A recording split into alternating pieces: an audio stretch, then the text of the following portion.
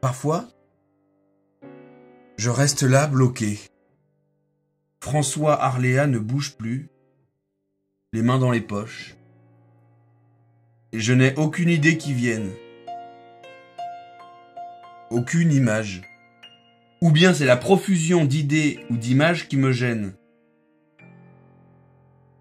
Je ne sais pas choisir. Tout déferle à une vitesse incommensurable. Comme si tout ce qui se présentait ne parvenait jamais à me capter longuement. Alors il s'agit d'un soliloque, d'un personnage qui s'appelle François Arléa. C'est un jeune homme d'une trentaine d'années à peu près. Et durant l'été, il s'est replié, pour ainsi dire, en ville, dans un quartier plus ou moins désaffecté, dans la mesure où on envisage une modification de l'immobilier. C'était d'anciennes usines qui étaient par là. Et il a comme squatté dans un immeuble un appartement qu'il appelle le loft, parfois. Quand il revient de la ville, des fois, d'une balade vers 17h, il se livre à une espèce de introspection, à haute voix, de ceux qui l'occupent, dans ses pensées, dans ses images, dans ses rêves, dans ses fantasmes. C'est un personnage à la fois assez sombre, plutôt tourmenté même on pourrait dire, en tout cas hypersensible dans la mesure où il laisse venir en lui tout ce qui se présente d'état d'âme. L'autre aspect est tout de même lumineux. C'est donc un personnage tiraillé entre la déprime et l'attente fervente, même des fois, de moments plus merveilleux qu'il pourrait connaître. Et sa problématique, c'est en fait comment être avec soi-même, mais aussi comment être avec les autres. Et dans ce soliloque, on a donc 4 ou 5 ou 6 personnages qui sont certes absents sur la scène de son loft, mais qui sont très présents à son esprit dans la mesure où c'est des personnes, que ce soit des hommes ou des femmes, qu'il a rencontrées. Elle a 30 ans environ. D'évidence, elle se rend à son travail. Elle est légèrement maquillée. Elle consulte assidûment l'écran de son téléphone, peut-être pour lire des messages qu'on lui a laissés durant la nuit. Elle avait vu que je l'observais. Elle me détaille. Je sais qu'elle a pensé que j'étais mignon, ou beau, peu importe. Est-elle mariée? Elle aime les hommes? Comment? Elle en change souvent? Ce qui me plaisait, c'est qu'elle m'a paru célibataire. À quoi je le devinais? À son air d'indépendance, à sa résolution. Il a par exemple rencontré une jeune femme de son âge, d'une trentaine d'années, dans le tram, et à mesure que le voyage s'écoulait, il s'est senti attiré, intrigué par cette jeune liseuse d'un roman qui tous les matins et tous les soirs, semble-t-il, puisqu'il a un peu suivi, se trouve dans le tram. Mais il a aussi pas mal d'imagination, et donc comme il est en train de lire une biographie, pour ainsi dire, avec bien des photos de Brad Pitt, qui est alors à ce moment-là dans la biographie en question encore jeune acteur américain, et donc d'une trentaine d'années, comme François Arléa. On voit donc comment il cherche à se trouver dans aussi de la lecture, où il peut voir combien il ressemble ou combien il est différent par rapport à ce personnage, par exemple, de Brad Pitt. Et dans tous ces cas, en fait, outre le goût pour le réel et l'observation minutieuse même des vêtements, des expressions de visage qu'il peut trouver chez les gens qu'il rencontre, c'est un personnage qui est très imaginatif et en même temps fantasmatique.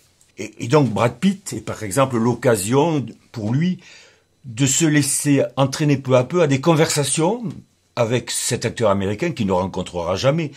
Mais il est tellement pris à ces moments-là d'imaginaire, dans la réalité de ses rêves, qu'il les prend pour étant dans la réalité elle-même. En fait, je ne sais pas à qui donner. J'ai une personnalité, des affects en moi, et je ne sais pas avec qui les vivre. C'est pour cela que j'avais pensé au théâtre principalement. Sur scène, on a en général un partenaire ou des partenaires. On forme une humanité qui discute ensemble, échange des sentiments. J'aurais en face de moi quelqu'un en direct. Je sentirais qu'il frémit, qu'il va se moucher, et puis nous aurions entre nous une situation dramatique. Je l'aime, il ne m'aime pas. Où nous parlons tous deux justement de cette femme que j'ai rencontrée dans le tram. Brad me dit « Tu en es amoureux. Elle est belle. » Et je suis là. J'ai hésité. Je revois le visage de la voyageuse. Il me paraît blanc, non pas livide, mais de peau satinée et blanche. « Elle est française ?» me demande Brad. « Ou bien italienne, norvégienne ? Tu es devenu amoureux d'une voyageuse ? » Non, elle est française. Elle habite dans la même ville que moi. À Montpellier, me dit Brad. Là où nous sommes en ce moment. Ce qui lui complique peut-être la tâche, c'est qu'en fait aussi il est hésitant dans une forme de bisexualité. Dans le soliloque, il rencontre la jeune voyageuse du tram, la vendeuse de DVD dans une boutique, mais aussi il imagine Brad Pitt comme un copain et presque des fois comme un amant possible. Et puis il se trouve quand même qu'il a lié une relation avec un jeune gars d'une vingtaine d'années qu'il voit de temps à autre. Ce gars vient, semble-t-il, réellement, ce ne serait plus une imagination pure, le visiter dans le loft. Mais là aussi, voilà le personnage de François Arléa partagé entre la réalité de cette rencontre, mais qui ne le satisfait sans doute pas pleinement, et donc il en est encore à imaginer comment avec ce jeune gars qui s'appelle Nino, il pourrait se passer bien d'autres choses qu'il souhaite plus ardemment encore. Je prends ce que tu me donnes. Je ne te demande pas l'impossible. Que veux-tu dire ? Me demande Nino. Comme s'il avait pressenti un reproche dans ma voix, ou dans l'usage de mes mots, comme s'il pressentait une menace possible ou une intention de ma part que je n'aurais pas encore totalement avouée. Nino est intuitif. Parfois, il ne demande pas confirmation de ce qu'il a pressenti venant de moi. Il sait trop bien. Ou bien, il préfère que certaines choses entre nous restent tacites. C'est aussi un personnage qui est partagé entre une forme de goût de la paix, de goût de la tranquillité, tendresse ou la fraternité, et en même temps, dans l'impatience qui peut le saisir parfois et dans l'insatisfaction que peut encore, bien sûr, lui donner le sentiment de vivre avec ces personnes-là, il peut pencher vers une forme de virulence ou de violence. C'est le drame de quelqu'un qui se cherche et qui se travaille en lui-même, qui se tiraille en lui-même. Et en même temps, il est d'une telle sincérité, même dans le jeu, que ça en devient drôle pour nous, public plutôt, ou lecteurs. Là est le cadavre, sur le tapis rouge.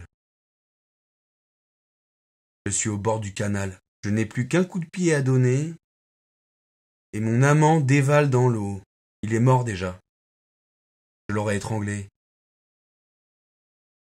Il y a une blessure aussi au ventre, comme si un instant, j'avais pensé le poignarder, ou sur le torse. C'est lui qui s'était défendu avec ce couteau. C'est lui qui avait voulu jouer. J'ai été professeur de français, latin, grec, avec une agrégation, j'ai abandonné l'enseignement. Après, je me suis mis beaucoup plus encore qu'avant au théâtre, par des ateliers avec des lycéens. Cela avait commencé, puis après j'ai fait du théâtre avec des professionnels et j'étais plutôt metteur en scène. Là aussi, au bout d'une dizaine d'années, je n'ai pas persisté. Et donc, je me suis mis à écrire dans le désir que ce que je ferais dans l'écriture me donnerait plus de liberté, plus de possibilités de me livrer d'ailleurs aussi à moi-même dans ce que je pouvais en découvrir grâce aux fictions de romans ou à des pièces de théâtre que j'écrirais. En fait, j'ai tellement pris de plaisir de plus en plus à même relire les textes que j'écrivais, qu'il m'est arrivé bien sûr d'en envoyer à des éditeurs ou à des amis ou d'anciennes connaissances dans le milieu du théâtre par exemple. Et je suis tellement dans le plaisir de l'écriture que je me préoccupe pas tellement de faire connaître en fait ces textes. À mesure que le temps passait, je les trouvais de plus en plus lisibles, peut-être. Et donc, j'avais envie quand même de les faire sortir de mes tiroirs.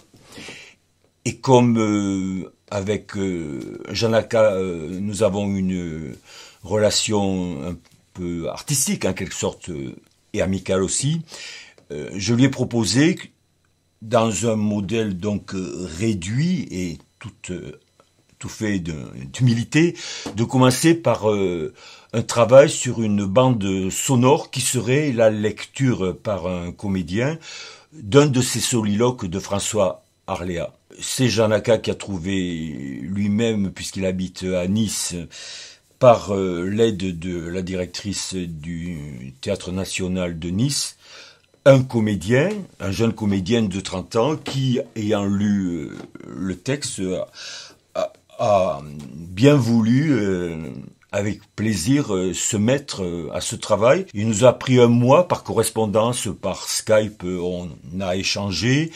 Il nous a envoyé quelques essais sonores de parties, de séquences du texte.